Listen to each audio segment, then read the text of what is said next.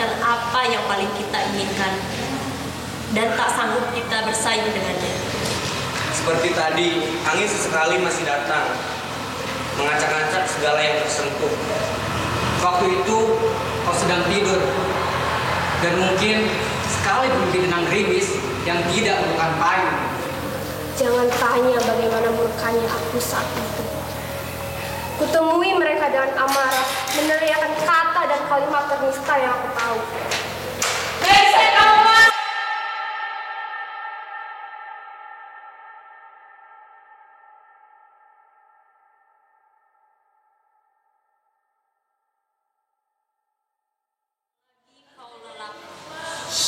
Karya Dewi Lestari. Sekarang pukul 1.30 pagi di tempatmu. Kulit wajahmu pasti sedang terlipat di antara kerutan sandungan kamu. Rambutmu yang tebal menumpuk di sisi kanan, karena engkau tidur telungkup dengan muka menghadap ke sisi kiri. Tanganmu selalu tampak menggapai. Apakah itu yang selalu kau cari di bawah bantal? Aku selalu ingin mencuri waktu, menyita perhatianmu, semata-mata supaya aku bisa terpilih masuk ke dalam lipatan spray tempat tubuhmu sekarang terbaring. Sudah hampir 3 tahun aku begini. 28 bulan, kalikan 30, kalikan 24, kalikan 60, kalikan lagi 60, kalikan lagi 60. Niscaya akan kau dapatkan angka ini. 4.354.560.000. Itulah banyaknya milisekund sejak pertama aku jatuh cinta kepadamu. Angka itu bisa lebih fantastis kalau ditarik sampai skala nano. Silahkan cek. Dan aku berani jamin, engkau masih ada di situ. Di tiap titik detik, dan di dalamnya lagi, dan lagi, dan lagi. Penunjuk waktuku tak perlu mahal-mahal. Memandangmu memberikanku sensasi keabadian sekaligus mortalitas. Rolex tak mampu berikan itu. Mengertilah, tulisan ini bukan bertujuan untuk merayu.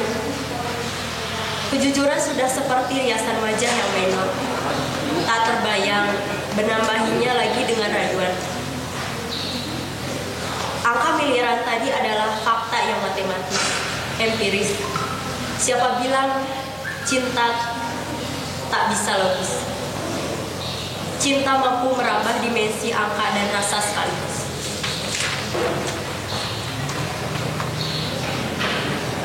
Sekarang pukul 2.30 di tempatmu. Tak serasa sudah 1 jam aku di sini. Menyumbangkan lagi 216.000 milisekund ke dalam rekening waktu.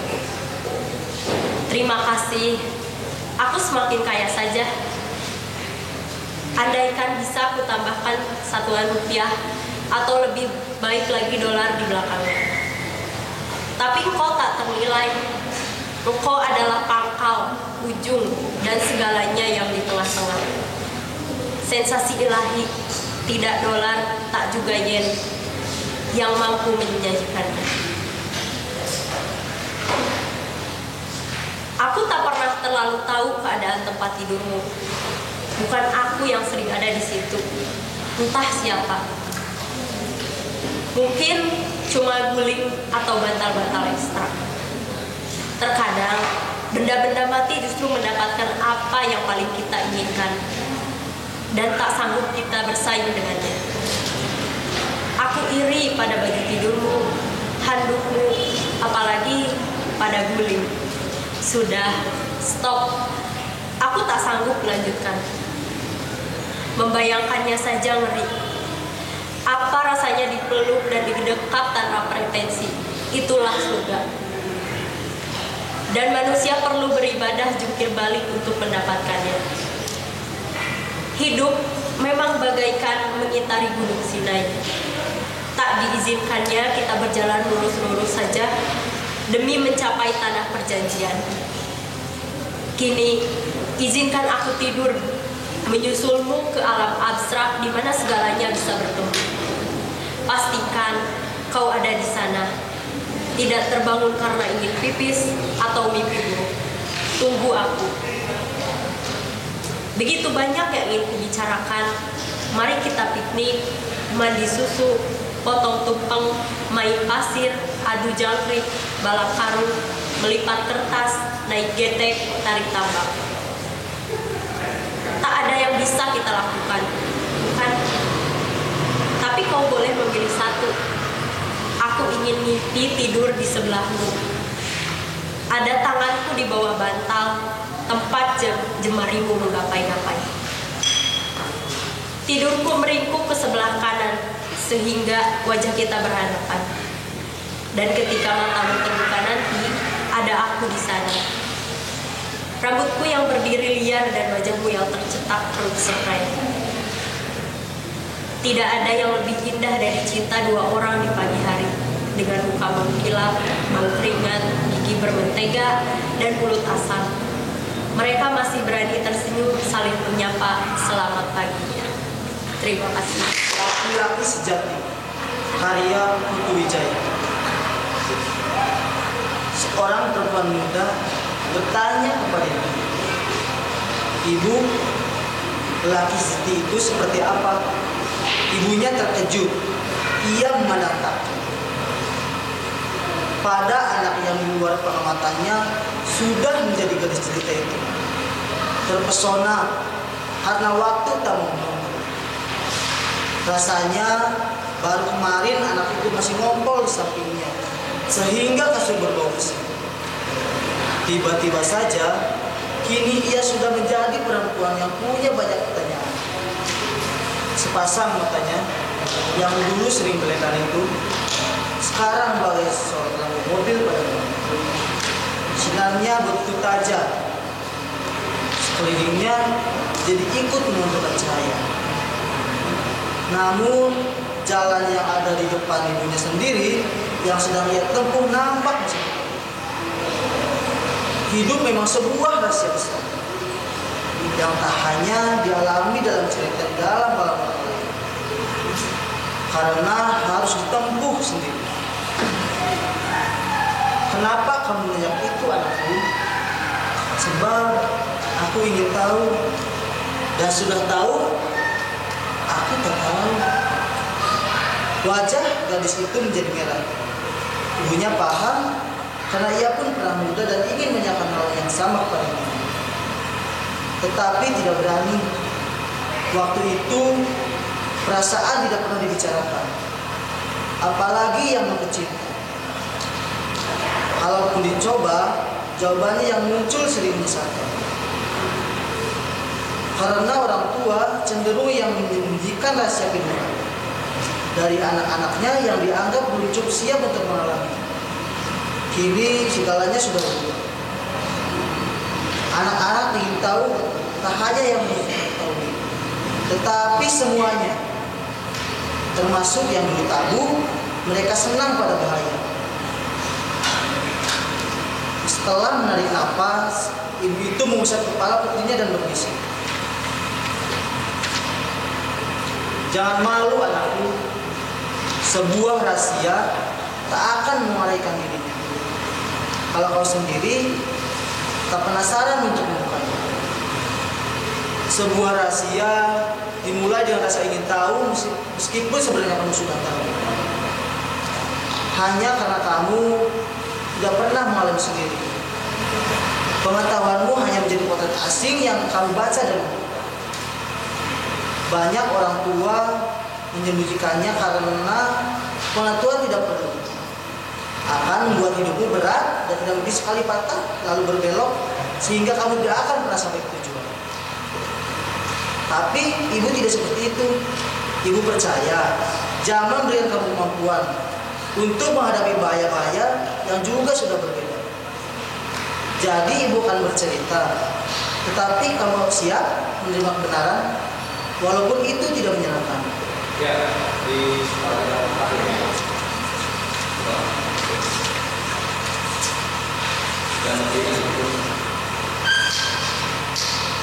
Dan lebih dari itu, lanjut ibu sebelum anaknya sempat membantah, lebih dari itu anakku, katanya dengan suara yang lebih lembut lagi namun sangat tegas. Karena seorang perempuan anakku, siapapun dia, dari manapun dia, bagaimanapun dia, setiap perempuan anakku dapat membuat seorang laki-laki, siapapun dia, bagaimanapun dia, apapun pekerjaannya, bahkan bagaimanapun seorang perempuan dapat membuat setiap laki-laki menjadi seorang laki-laki yang sejati. Giara Arya Redia Yosyanto. Ada yang mencoba membuka percakapan. Sepi sekali. Keduanya masih juga berdiri di situ, di sebuah padang yang sedikit lebih tinggi dari sekitar, mematung, memandang pada satu titik yang sama. Di depan, sawah hijau mengampar. Itu menenangkan perasaan. Angin pagi sesekali menampar-nampar. Begitu kencangnya. Menerpa anak-anak, rambut yang kian acak-acakan. Matahari belumlah terlalu panas. Lambat-lambat di kejauhan tampak serombongan burung belibis yang melintas. Warna putihnya begitu anggun, begitu mempesona. Tak ada yang berubah dari tempat ini, Maria.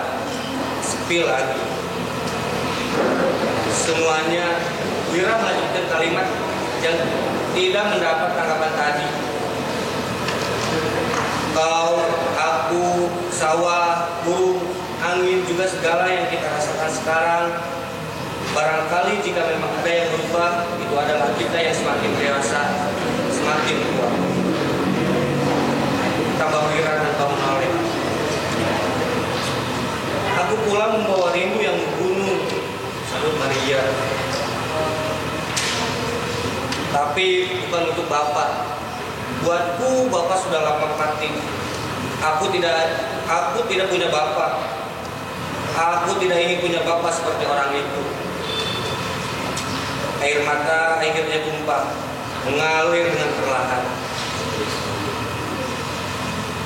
Wira meraih lengan Maria, mengajaknya duduk. Kucing ilalang segera menyambut.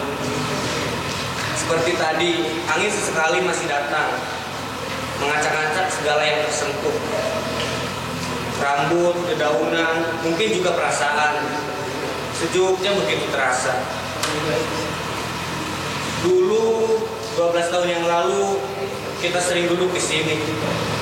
Suasana masih juga seperti sekarang. Kau masih menangis, selalu menangis. Kau tunjukkan bekas rotan yang menjalar di kakimu, di lenganmu, malah kadang juga di pinggangmu. Kau tunjukkan semua sambil menangis. Maria mulai disebutkan. Satu demi satu kisah kelam masa lalu melintas di hadapannya. Tentang ibunya yang sekalipun tak pernah ia lihat, tak pernah dia peluk. Tentang bapaknya yang terlalu sayang dengan kakaknya Marini. Tentang bapaknya yang begitu seringnya memukul. Marini yang selalu dimanja, disayang, dirinya yang selalu dibentak dan dirotan. Semua kini hadir sebagai cerita yang begitu celaka. Begitu tak pantas sebenarnya untuk diceritakan kembali. Sakit, teramat sakit, jika harus mengenangnya kembali. Rotan itu seperti masih melekat di kakinya, di lengannya, juga di pinggangnya. Dan ini membuatnya semakin ingin pulang. Aku terpaksa memintamu pulang, Maria. Mungkin akan lebih baik jika Mas Wira tak pernah mengabariku sama sekali soal ini. Cuma saja, Mas, aku toh tetap tak bisa memaafkan perbuatan Bapak. Wira menarik napas sejenak. Kamu tahu mengapa dulu bapakmu begitu keras padamu? Maria mulai menggeleng. Air matanya masih mengalir. Dia hanya mampu membatin. Tentu saja alasannya cuma satu. Bapak tak sayang padanya. Dan langsung ke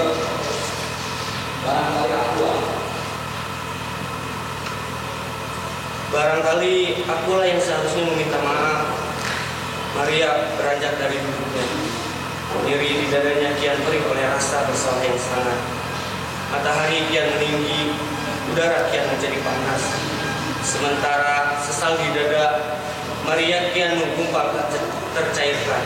Kota Baru, Juni 2012.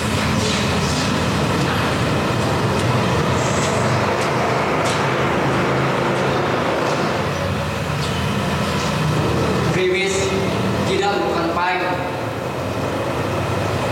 Ia hanya suka bersijingkat dengan kaki-kakinya yang kadang hilang, kadang tampak sana kemari. Ia juga suka menjengukmu lewat jendela yang kebetulan lupa kau tutup. Kaki-kakinya menyentuh gorden. Waktu itu kau sedang tidur, dan mungkin sekali bermimpi tentang gerimis yang tidak merupakan payung. Ia menyayangimu, sungguh, meskipun tidak pernah memimpikanmu yang sedang bermimpi tentangnya. Ia juga tidak memerlukan mantel atau sepatu bot. Ia juga suka melindungimu dari semacam rindu yang tak pernah kau ketahui asalnya. Ia mungkin saja merindukanmu, tapi tidak tahu persis kenapa, apalagi asal usulnya. Mungkin saja dunia padamu itu berasal dari mimpimu tentangnya. Tapi apa maksud semua itu baginya? Bagaimanapun kau tetap merindukannya, bukan? Ia tidak memerlukan payung, kau tahu itu. Namun kau sedang hidup merindukannya, merindukan kaki-kakinya yang seperti bulu kudu. Tidak ada yang bisa menandingi kaki-kakinya. Kau tahu itu. Itulah pula sebabnya dalam tidurmu kau sering memimpikannya, bersijingkat menjengukmu jika kau sama sekali tidak menyadari suasana yang sangat indah itu. Sulit digambarkan bagaimana kaki-kakinya itu cepat di sela-sela daun di atas merah bunga yang menggigil panjang jalan yang ujungnya menjelma kabut untuk kemudian menjengukmu lewat jendela yang lupa. Tidak yang tahu dengan pasti tentang hubunganmu yang sebenar-benarnya dengannya. Ia pun tidak, apalagi daun atau arang bunga atau jalan yang sangat sering kau bayang-bayangkan ujungnya. Kau pun tidak, bukan? Meskipun itu tidak merupakan payung, itu kau tahu tentang gerimis karya seperti tidak pernah. Tuhan tidak pernah salah. Selalu ada alasan di balik mengapa luka itu harus tercipta. Juga mengapa air mata itu harus ada.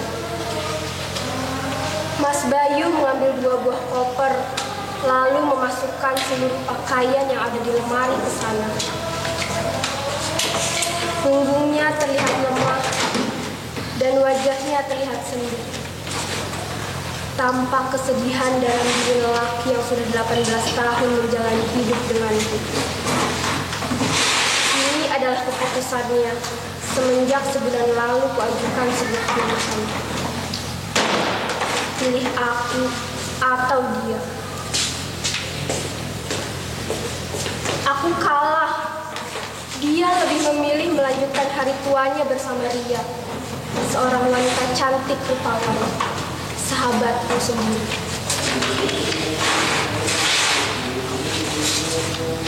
Jangan tanya bagaimana sakitnya hati ini, karena yang kurasakan bagai tertusuk ribuan belati, mati.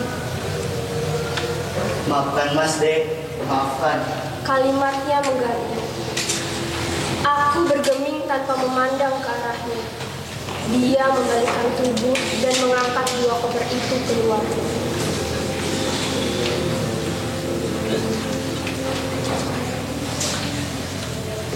Salam sayang untuk Naima. Sesekali aku akan menjenguknya. Uang untuk Naima akan kukirim setiap kamu membutuhkan. Jaga diri baik-baik, jangan lupa makan. Katanya dengan suara lemah. Ku beri anggukan sebagai jawaban, dan dia pun berlalu, meninggalkanku dan semua kenangan indah yang pernah kita rajut selama 17 tahun lamanya. Semua sudah berakhir. Saat menutup pintu rumah, kutumpahkan seluruh isak yang menyesakkan dada. Aku mencintai Dimas.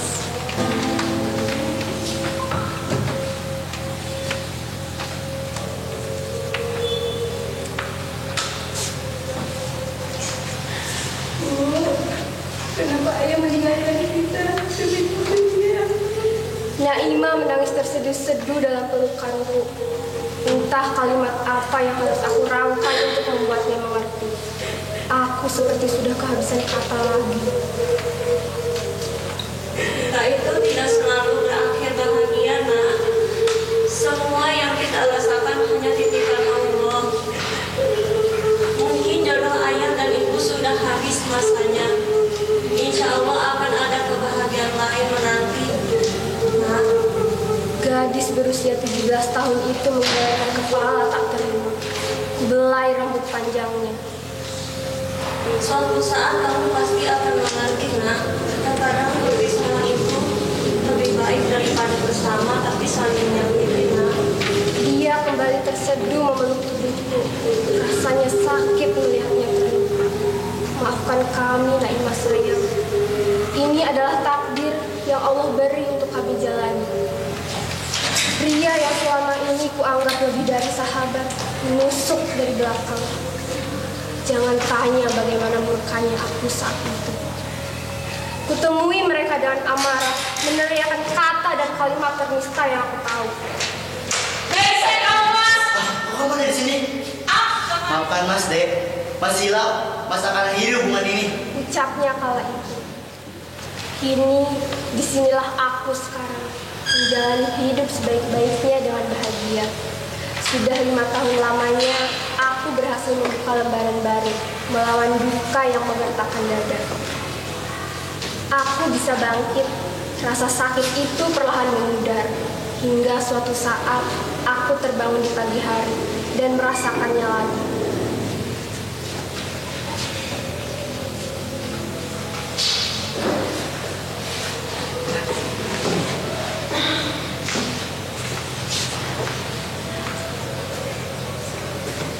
Hari ini, ia datang kembali. Ia berdiri di depan pintu rumah sambil menatapku lekat. Mas Bayu, Aku termangu. Sesosok laki-laki yang tak pernah berhenti kucintai tengah berdiri tepat di hadapanku. Dek, Mas ingin pulang ke rumah ini. Maafkan aku. Semenjak kita berpisah, Mas baru benar-benar menyadari hati ini hanya milikmu. Kutatap wajah yang sedikit berubah termakan usia. Ada sebuah ketulusan dan penyesalan di bola matanya. Ia kembali. Mas Bayuku telah kembali.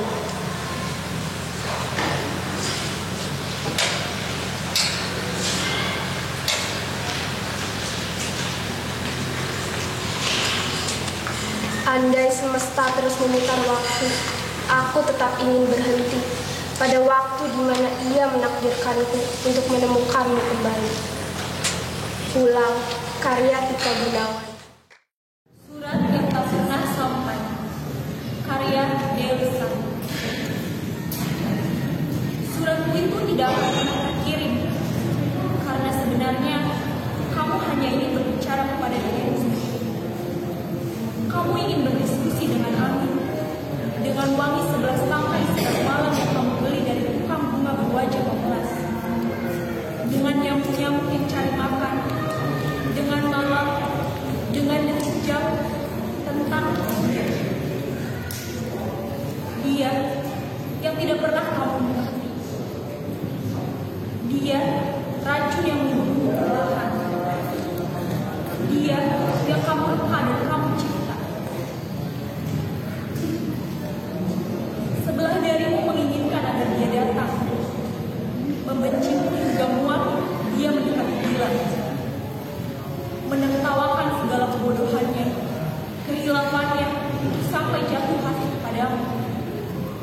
menyesalkan najis yang hadir naluriah setiap hari, setiap kali kalian berjumpa. Akan kamu kirimkan lagi ke bioskop, ribuan restoran, semua tulisannya dari mulai notasi baris sampai doa baik-baik.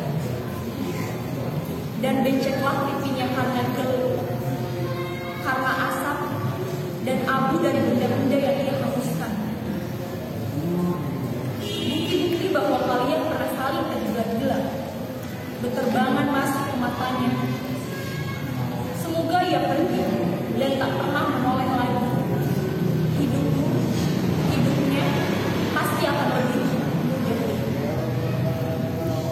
Namun, sebelah dari kamu menginginkan agar dia datang, menjemputmu, mengamini kalian, dan untuk kali kesekian jatuh hati lagi. Segila-gilanya sampai batas gila dan waras putus dalam kesadaran akan cinta. Kemudian mendamparkan dirilah kalian di sebuah alam tak dikenal untuk membaca ulang sebuah kalimat, mengenang setiap inci perjalanan, perjuangan, dan ketabahan hati. Betapa sebelah dirimu percaya bahwa setetes air mata pun akan terhitung. Tak ada yang mengalir berbanjir, segalanya pasti bermuara di satu samudera tak terbatas. Lautan merdeka yang bersanjung sejajar dengan cakrawala. Dan itulah tujuan kalian. Kalau saja hidup tidak berevolusi, kalau saja sebuah momen dapat selamanya menjadi fosil tanpa terganggu, kalau saja kekuatan kosmik mampu stagnan di satu titik, maka tanpa ragu kamu akan memilih satu detik bersamanya untuk diabadikan. Cukup satu detik yang segenap keberadaannya dipersembahkan untuk bersamamu, dan bukan dengan ribuan hal lain yang menanti untuk dilirik pada detik berikutnya. Betapa kamu rela membantu untuk itu? Akan tetapi hidup ini cair. Semesta ini bergerak. Realitas berubah. Seluruh simpul dari kesadaran kita berkembang mekar. Hidup akan melipis apa saja yang menjadi diam, memaksa kita untuk mengikuti arus agungnya yang jujur, tetapi penuh rahasia. Kamu tidak terkecuali. Kamu takut karena jujur, dan kejujuran menyebutkanmu untuk mengakui kamu mulai ragu. Dialah bagian terbesar dalam hidupmu, tetapi kamu cemas. Kata sejarah mulai bergantung hati-hati di atas nama. Sejarah kalian, konsep itu menakutkan sekali. Sejarah memiliki tumpuk istimewa dalam hidup manusia, tetapi tidak lagi melekat utuh pada realitas. Sejarah seperti awan yang tampak padat, berisi, tetapi ketika disentuh menjadi embun yang rapuh. Skenario perjalanan kalian mengharuskan sering menyejarahkannya, merekamnya, lalu memainkan ulang kepalamu sebagai sang kekasih impian, sang tujuan, sang inspirasi bagi segala mahakarya yang terlentahkan ke dunia. Sementara dalam setiap detik yang berjalan, kalian seperti musafir yang tersesat di padang, berjalan dengan kompas masing-masing tanpa ada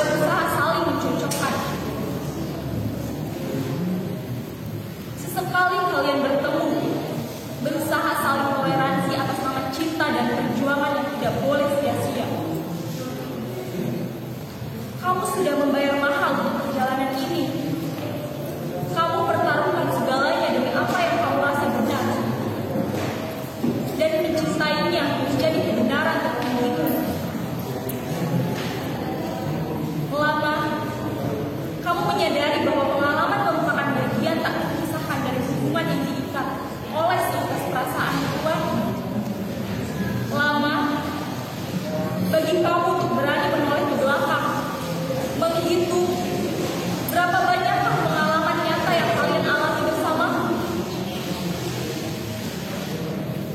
Sebuah hubungan yang dibiarkan tumbuh tanpa keteraturan akan menjadi hantu yang tidak menginjak bumi. Dan alasan cinta yang tadinya diagungkan bisa berubah menjadi utang moral, investasi waktu, perasaan, serta perdagangan kalkulatif antara dua pihak. Cinta butuh dipelihara. Bahkan di dalam sepak terjangnya yang serba mengejutkan, cinta ternyata masih butuh mekanisme agar mampu bertahan. Cinta jangan selalu ditempatkan sebagai iming-iming besar atau seperti ranjau yang tahu-tahu meledakkanmu entah kapan dan kenapa. Cinta sudah dipilih sebaiknya dihidupkan setiap langkah kaki, merapatkan jemari, dan berjalanlah kalian bergandengan. Karena cinta adalah pengalaman. Cinta tidak hanya dipikirkan dan kenangan. Lebih besar, cinta adalah dia dan kamu. Interaksi, perkembangan dua manusia yang terpantau atas tentang harmonis. Karena cinta pun hidup dan bukan cuma maskot disembah. Legenda Batu Menangis. Pada zaman dahulu, di sebuah bukit yang jauh dari desa, hiduplah seorang janda tua yang miskin dan anak gadisnya. Anak gadis janda tua yang miskin itu bernama Darmi. Ia sangat cantik jelita, namun sayangnya ia mempunyai perilaku yang amat buruk. Anak gadis itu tidak mau membantu ibunya melakukan pekerjaan rumah, tidak mau membantu ibunya berladang untuk mencari nafkah dan memenuhi kebutuhan ibunya sehari-hari. Kerjanya hanya bersolek setiap hari. Selain pemalas, Darmi juga manja sekali. Segala keinginan dan permintaannya harus dituruti, tanpa memperhatikan ibunya yang tua dan miskin. Pada suatu hari, Darmi diajak ibunya pergi ke pasar untuk berbelanja, karena sang ibu baru saja mendapat upah dari hasil kerja kerasnya selama berladang. Anak gadis itu berkata, "Aku mau ikut ke pasar, asalkan ibu berjalan di belakangku ya," kata anak gadis itu. "Memangnya kenapa, Nak?" tanya sang ibu. "Aku malu pada orang-orang desa jika berjalan berdampingan dengan ibu." Letak pasar desa itu sangatlah jauh, sehingga mereka harus berjalan kaki yang sungguh melelahkan. Anak gadis itu berjalan melengkung dengan pakaiannya yang bagus dan bersolek, agar orang yang melihatnya nanti akan mengagumi kecantikannya. Sementara ibunya yang tua yang berjalan di belakangnya sambil membawa keranjang dengan pakaiannya yang dekil. Ketika mereka mulai memasuki desa, orang-orang desa memandangi mereka. Orang-orang desa begitu terpesona melihat kecantikan anak gadis janda tua yang miskin itu. Terutama para pemuda desa yang tak puas-puasnya memandangi wajah gadis itu. Di antara orang yang melihatnya itu, seorang pemuda mendatangi dan bertanya, "Hei, anak gadis, apakah yang berjalan di belakangmu itu ibumu?" "Hah, bukan.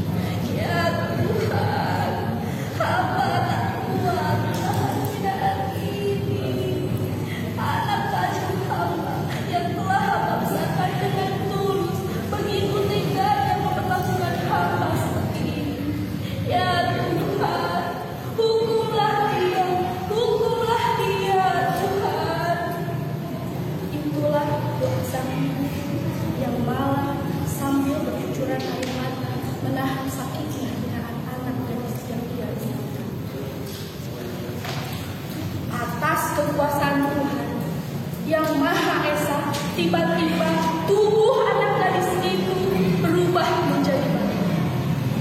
Perubahannya itu dimulai dari kaki. Ketika mencapai setengah badan, anak gadis itu memohon ampun atas segala perbuatannya.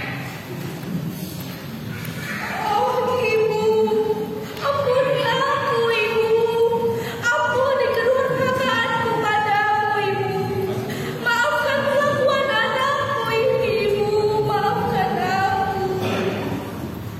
Anak gadis itu meratap, menangis dan memohon ampun kepada ibu. Akan tetapi semua telah terlambat. Seluruh tubuh anak gadis itu telah berubah menjadi batu. Sekalipun telah berubah menjadi batu, namun orang dapat melihat bahwa kedua matanya masih menitikkan air mata, seperti orang yang sedang menangis. Oleh karena itu, batu yang berasal dari anak durhaka yang dikutuk oleh ibunya itu disebut sebagai batu menangis. Demikianlah bagaimana dari Tuhan menuju rakyat Nusantara oleh PT Indonesia AS.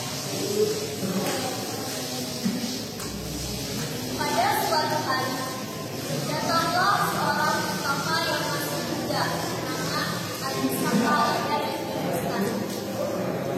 Aji Saka disertai dua orang lainnya pergi menemani ke tanah Jawa. Dia bersama dua adiknya menjelajahi masuk kota dan desa. Kedatangan di tanah Jawa bermaksud meningkatkan ilmu pengetahuan. Suatu ketika, dia bersama kedua adiknya ke negara Medan. Tetapi dalam perjalanannya, mereka bertiga singgah terlebih dahulu ke pegunungan Mende. Aji Saka berkata kepada kepada adiknya, katanya, "Sembada, besok saya akan ke Medan dan keris ajiku ini saya tinggal di sini. Ku percayakan keris ini kepadamu. Siapapun yang datang meminta, jangan kau beri. Bila aku memerlukan, akan saya ambil sendiri. Ingatlah pesanku." Selesai berbicara, berangkatlah Aji Saka menuju Medan seorang diri. Sampailah Aji Saka di Medan. Aji Saka tiba di desa terkecil. Dia bertamu ke rumah seorang janda tua bernama Mbok Rondo Sengkera. Ia bertanya kepada Mbok Rondo, "Apakah di sini negara Medan?" Jawab Mbok Rondo, "Betul, Tuan dari mana? Dan apa maksud Tuan datang di tempat ini?" Jawab Aji Saka, "Aku seorang pelama dari jauh. Aku datang di negeri ini hanyalah melihat nanti kepada Sang Prabu." Berkata si janda tua, "Tuan, janganlah mati kepada Sang Prabu, sebab Sang Prabu kemana dari manusia.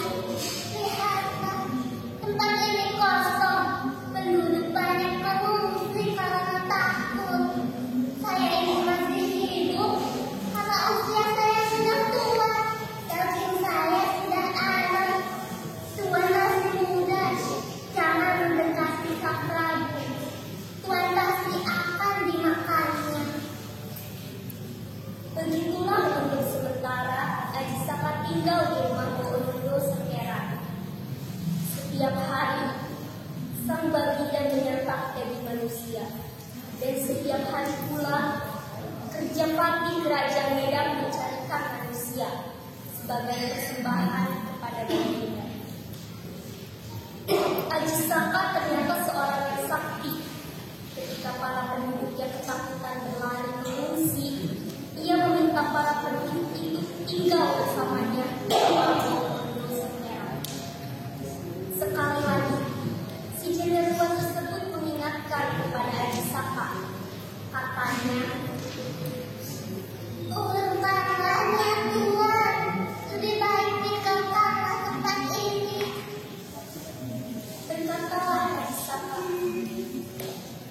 Bu, kau tidak usah merisaukan keselamatanku.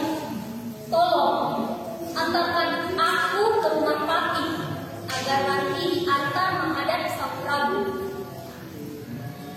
Bu Rondo segera mengantar Aji Saka menghadap Papi. Di hadapan Papi, Aji Saka mengutarakan maksudnya ingin mengabdi kepada Sang Prabu. Sang Papi melihat Aji Saka tertegun karena sikap baliknya. Memang Aji Saka seorang pemuda yang bijaksana, lagi kapan. Dalam benak Sang Papi, ia merasa sayang bila Aji Saka diserahkan kepada Sang Prabu. Kata Sang Papi, baiklah, engkau akan kuhadapkan kepada Sang Prabu.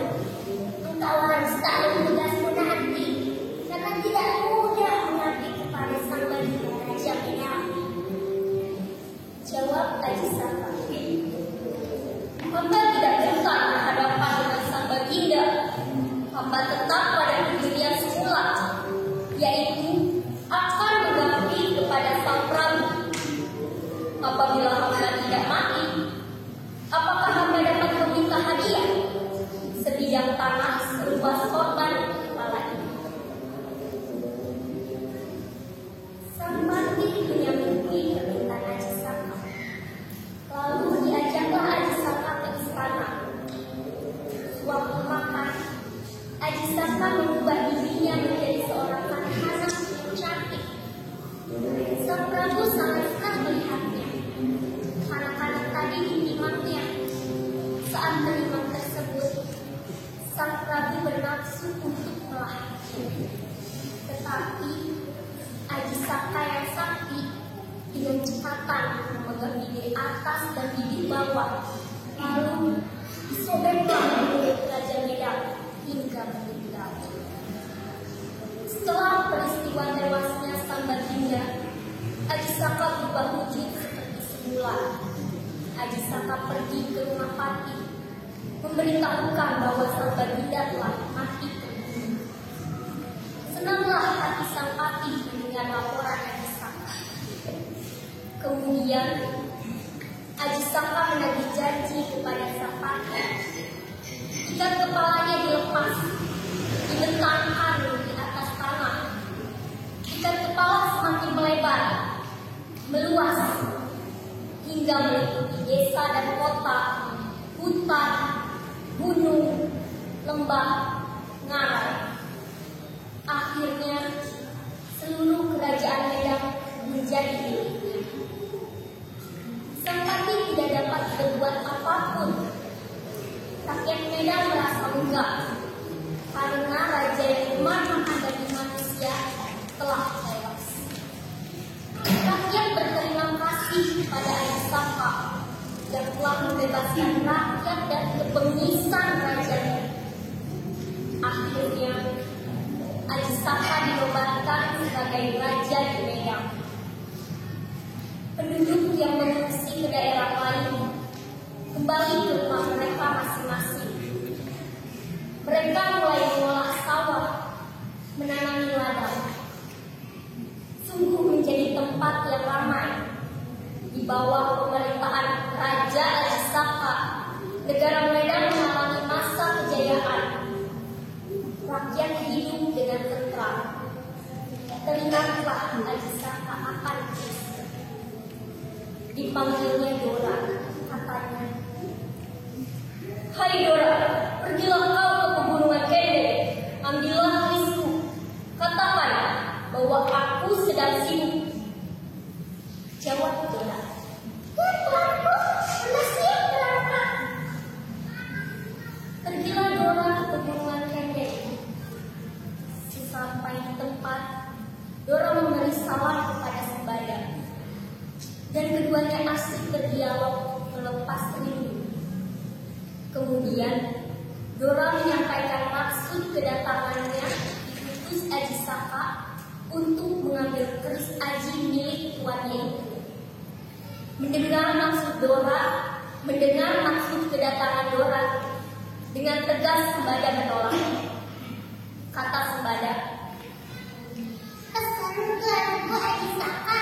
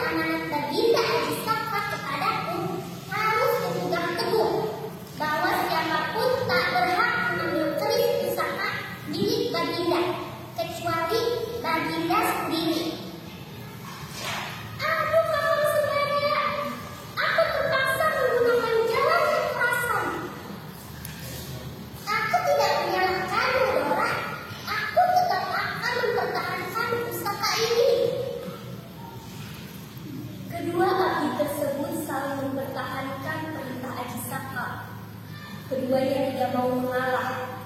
Akhirnya terjadilah baku hantam di antara keduanya.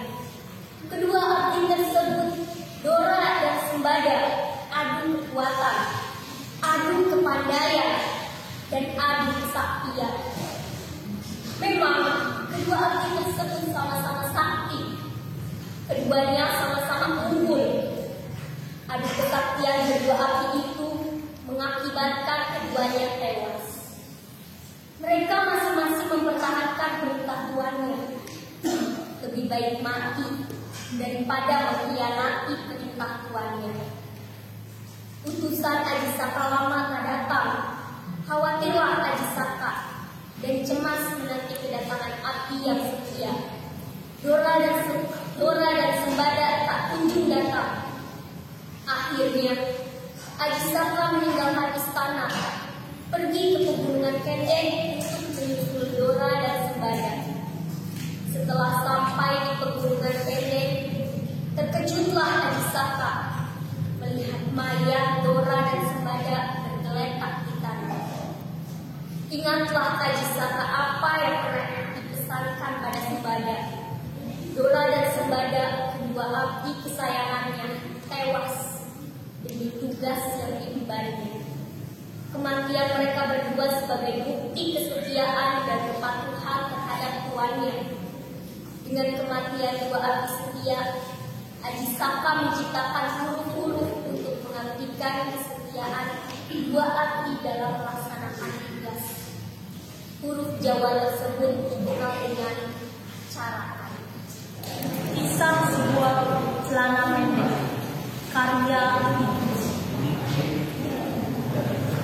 Tepat pada hari Harvard di dalam Jepang, Kusno diberikan ayahnya sebuah celana pendek. Celana kipas sudah satu, made in Italia. Pak Kusno terkunci.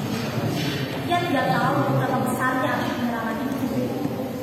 Yang diketahuinya hanya bahwa anaknya sudah mempunyai celana laki yang pantas. Setiap orang yang sedikit banyaknya mengalami dia mengabdikan diri karena dendam, karena khawatir, karena akan tetapi Pak Kusno bersungguh senang pada hari itu.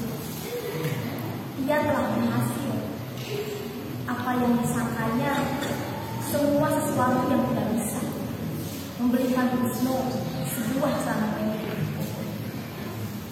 Pada waktu itu Kusno berusia 14 tahun, baru tamat sekolah rakyat. Sekarang hendak melamar pekerjaan, dan dengan celana baru, rasanya baginya segala pekerjaan terbuka. Ia akan membuktikan kepada ayahnya bahwa ia adalah anak yang tahu membalas dendam. Pendek kata, keluarga Kusno pada hari itu bergerak hati, seperti belum pernah sebelumnya. Kabar-kabar tentang Harvard tidak bergema seperti itu juga dalam hati orang-orang sederhana ini.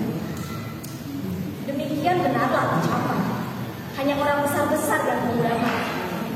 Rakyat sederhana cuma mau damai. Akan tetapi Kusno tidak selengkap seperti sangkaannya dalam mendapat pekerjaan. Kantor-kantor tahu apa arti penyerangan Pulau Mutiara itu. Mereka tidak menerima seorang pekerja baru lagi. Atas kantor itu bergumpal awan hitam, dan dari sela-sela awan itu menjulur muka malaikat maut. Kusno terpaksa menurunkan harga dagangannya dari juru tulis menjadi portir, dan dari portir menjadi opas. Setelah 10 kantor dinaikinya, akhirnya berhasil juga dia mendapat pekerjaan sebagai opas dengan gaji Rp10 sebulan. Pak Kusno bersusah hati. Dia sendiri seorang opas. Mestinkah anaknya menjadi opas lagi? Dan anak Kusno kelak menjadi opas pula. Turun-temurun menjadi keluarga opas.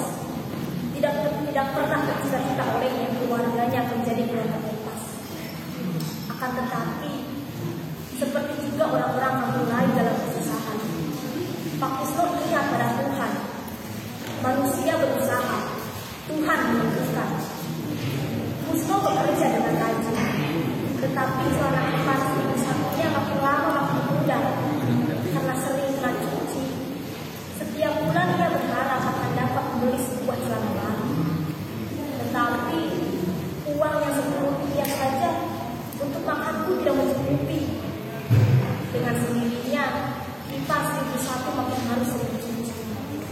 setiap kena cuci, warnanya makin mengkhawatirkan. Seluruh pikiran Priscilla tertuju pada celana